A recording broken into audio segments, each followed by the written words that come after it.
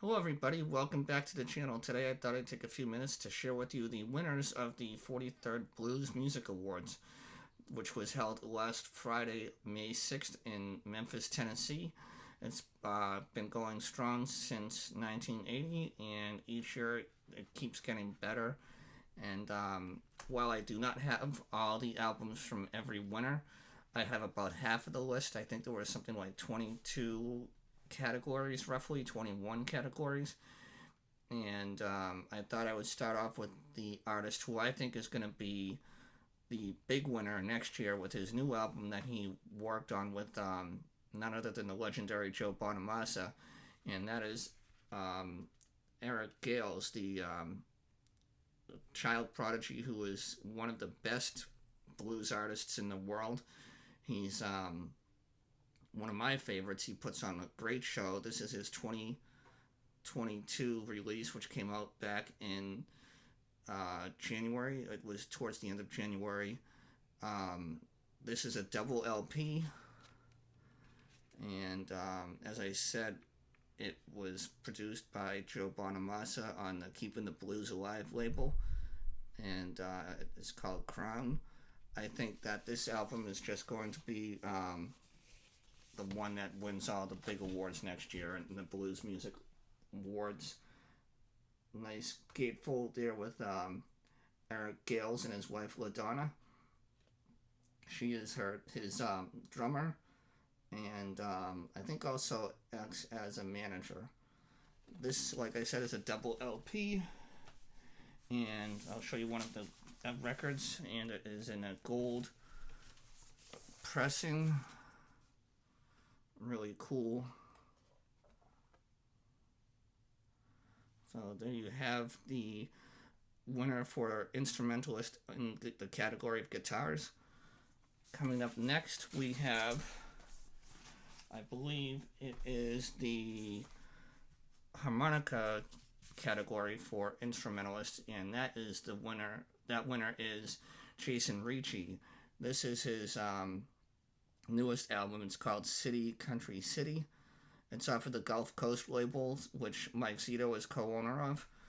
And what's interesting about this album is it has no guitarist on it, and it has no bass guitarist on it. And Jason Ricci teams up with Joe Brown on the organ and piano, and Doug Belote on drums.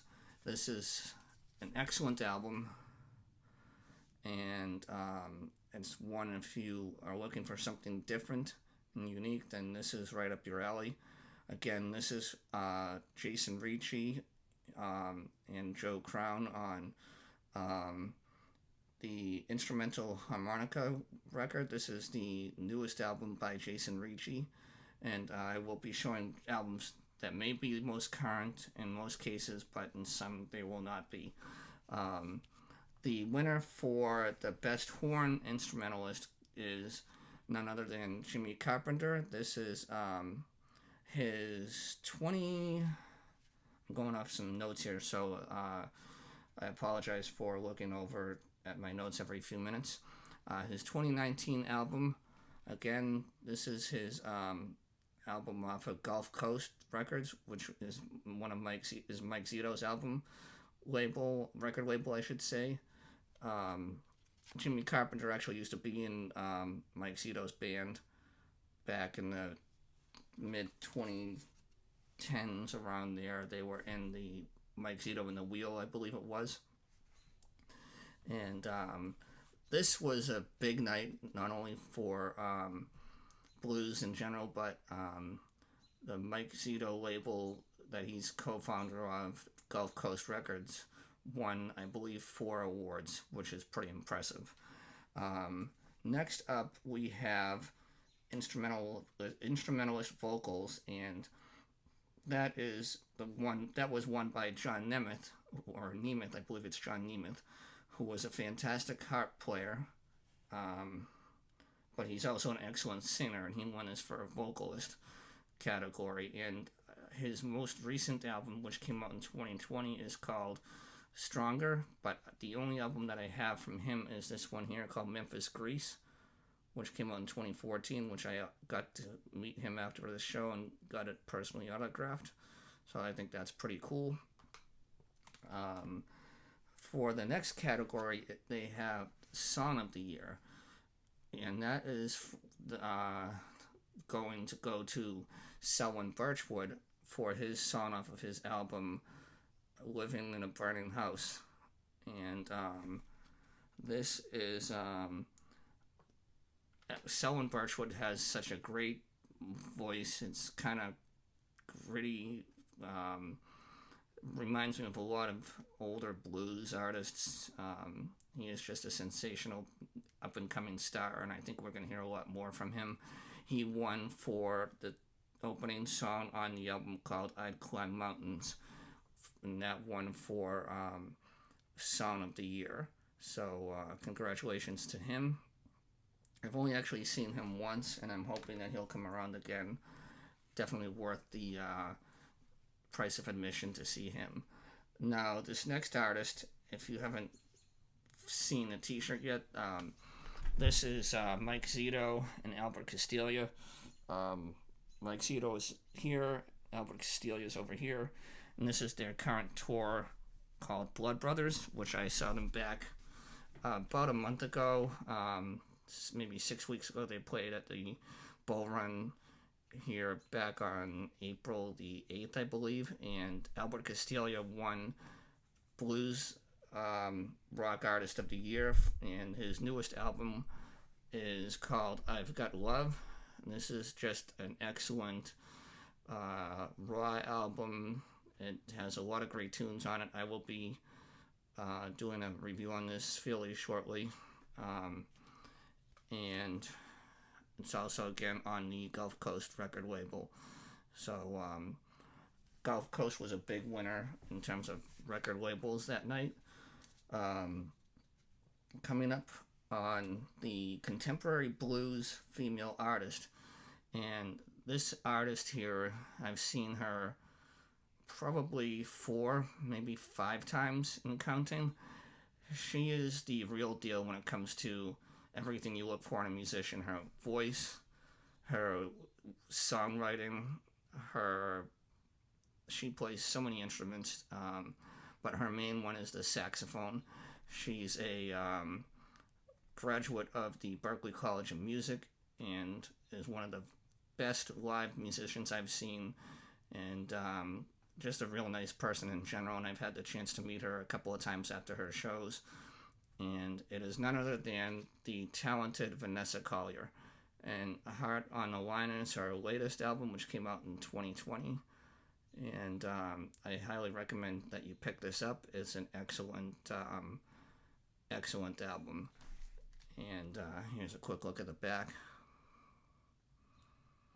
Now, coming up on the final 4 or so categories that I have here, we have another one from Gulf Coast Records, and it is none other than one of the co-owners, Mike Zeto himself. This is his latest album, Resurrection, which came out in 2021. It was released in the middle of July, I believe it was. Yeah, July of 2021.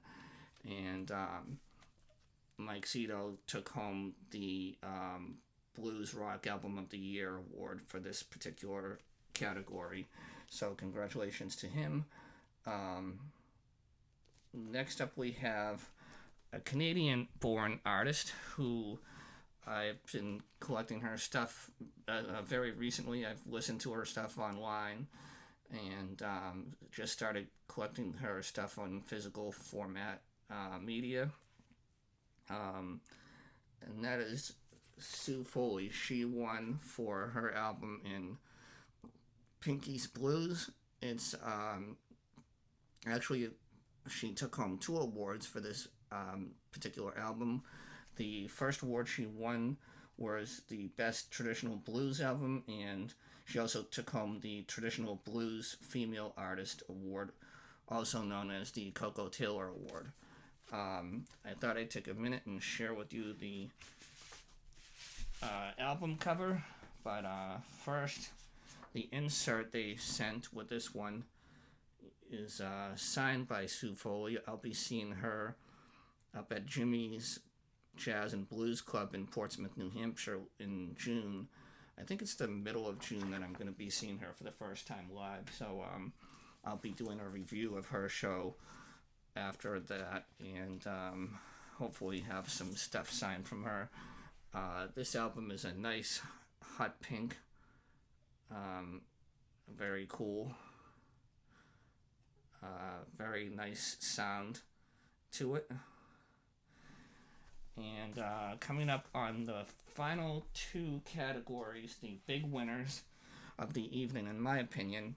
Not that Sue Foley wasn't a big winner, winning two. Just to win one is impressive. I guess, with all the categories they have and all the different artists that are in those categories, I think each category has about 4 or 5, maybe 6 different artists all competing for different awards. This next artist, he's just fresh off of a Grammy win. I believe it's his first Grammy win, and he followed that up by winning not 1 but 2 Blues Music Awards. He was also recently, I believe it was last Thursday maybe, he was, or Wednesday, he was playing, he played the national anthem at the Memphis game, the Grizzlies game, and what an outstanding job he did. And he won for his new album, which came out last July, shortly after Mike Zeto's 662. And he won for the categories of Contemporary Blues Male Artist and Contemporary Blues Album. So congratulations to Christone Kingfish Ingram. And last but not least, this guy I've had the privilege of only seeing a couple of times. I hope I get to see him again. I saw him once with, I believe it was Tinsley Ellis, maybe. And he puts on an excellent show. He writes some of the best songs I've ever heard, and also plays a pretty mean guitar. And the winner of 3 awards in the categories of B.B. King Entertainer of the Year Award, Band of the Year, and Album of the Year is none other than Tommy Castro and the Painkillers. This album is his newest one that came out last year, and it's called A Blues Man Came to Town. And this album has it all. Excellent songwriting. The band sounds really tight on this album, and it's just more than deserving of winning these awards. Probably the most prestigious awards in the Blues Music Awards categories. And this is on, I call it I think they described it as a Coke bottle green color, and it's off of the Alligator Records. And like I said, hopefully he'll be coming in town in the near future, and I'll get to see him play some of his new stuff live. So there you have it, folks. That's the winner. Those are the winners for the 43rd Blues Music Awards that I own. If you would like to read the winners, the complete winners list, I'll put a description for a link below. And thank you for watching, and have a great weekend. Talk to you later. Bye-bye.